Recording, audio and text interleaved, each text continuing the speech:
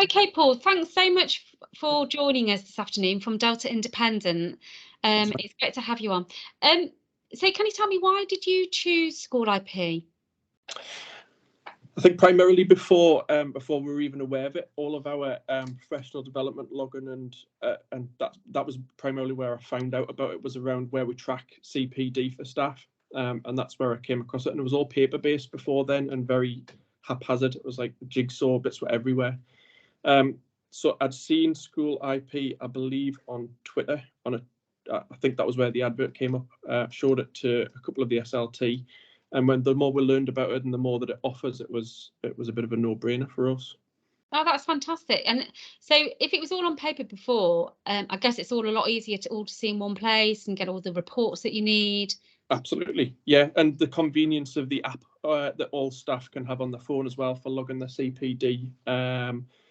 It's much more straightforward. I think the initial setup takes a little bit of getting used to when it's very new. We're not a very systems based school, so as we're getting into the 21st century, once that setup's done, which you guys obviously did, you supported us through that process, it's nice and simple now. Oh, that's great, good to hear, thank you. So it sounds like you like quite a lot about it. What do you think the impact's been, the biggest impact?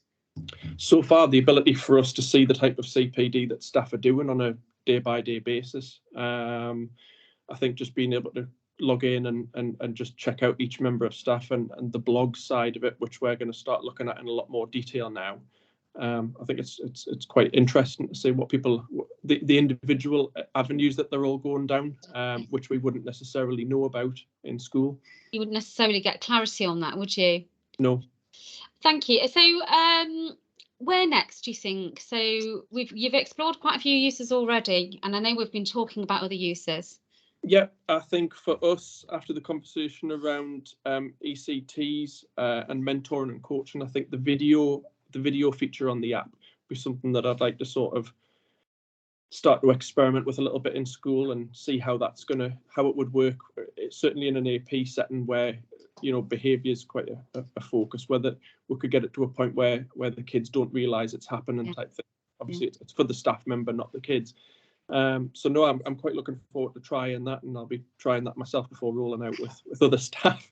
But no, I love the idea of that and being able to go into the site and sort of the timestamp marks. That looks absolutely fantastic, and for line managers to be able to, and appraisees to be able to do it, it's remote observation. Yeah, absolutely. Since COVID, I think it's something that could become commonplace. Yeah, that's fantastic. So you've got loads of ideas. Thank you for that. So would you recommend it to other people? I would indeed.